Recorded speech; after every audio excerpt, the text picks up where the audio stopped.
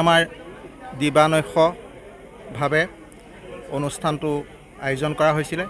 দিনত আমাৰ নাম কীৰ্তন, গোপিনীসকলৰ নাম আৰু বয়োজ্যেষ্ঠসকলক সম্বৰ্ধনা, পঞ্চায়ত প্ৰতিনিধিসকলক সম্বৰ্ধনা আৰু হাইস্কুল শিক্ষান্ত পৰীক্ষাত এইবাৰ সুখ্যাতিৰে উত্তীৰ্ণ হোৱা পৰীক্ষাৰ্থীসকলক আমি সম্বৰ্ধনা জনালোঁ। ইয়াৰ পাছতে আমাৰ আজি এই গধূলি কাৰ্যসূচীটোত হৈছে এখন স্থানীয় কণ শিল্পীসকলৰ দ্বাৰাই এখন ভাওনাখনৰ নাম হৈছে বামন অৱতাৰ। আৰু ইয়াৰ মূল উদ্দেশ্য হৈছে বৰ্তমান পৰিস্থিতিত যি যুৱ উশৃংখলা, যি সামাজিক অন্যায়, সেইবোৰৰ প্ৰতি লক্ষ্য ৰাখি আমি কণ ল'ৰা ছোৱালীবিলাকক এটা আধ্যাত্মিক চিন্তা দিবলৈ আমি চেষ্টা কৰিছোঁ, যাতে তেওঁলোকে জীৱনত এটা নাগৰিক হৈ উঠে।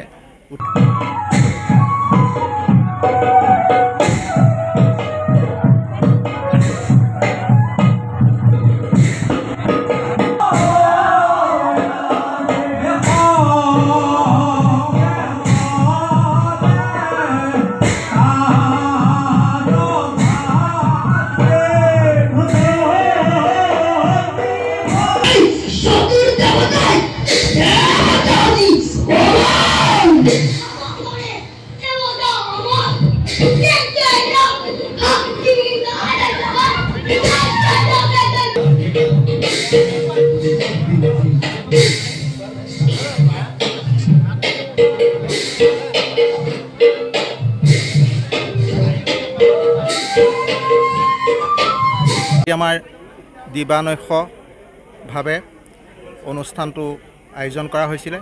দিনত আমাৰ নাম কীৰ্তন, গোপিনীসকলৰ নাম আৰু বয়োজ্যেষ্ঠসকলক সম্বৰ্ধনা, পঞ্চায়ত প্ৰতিনিধিসকলক সম্বৰ্ধনা আৰু হাইস্কুল শিক্ষান্ত পৰীক্ষাত এইবাৰ সুখ্যাতিৰে উত্তীৰ্ণ হোৱা পৰীক্ষাৰ্থীসকলক আমি সম্বৰ্ধনা জনালোঁ।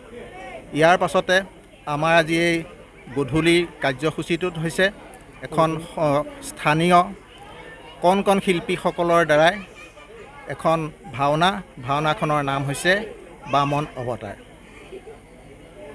আৰু ইয়াৰ মূল উদ্দেশ্য হৈছে বৰ্তমান পৰিস্থিতিত যি যুৱ উশৃংখলা, যি সামাজিক অন্যায়, সেইবোৰৰ প্ৰতি লক্ষ্য ৰাখি আমি কণ ল'ৰা ছোৱালীবিলাকক এটা আধ্যাত্মিক চিন্তা দিবলৈ আমি চেষ্টা কৰিছোঁ, যাতে তেওঁলোকে জীৱনত এটা নাগৰিক হৈ উঠে।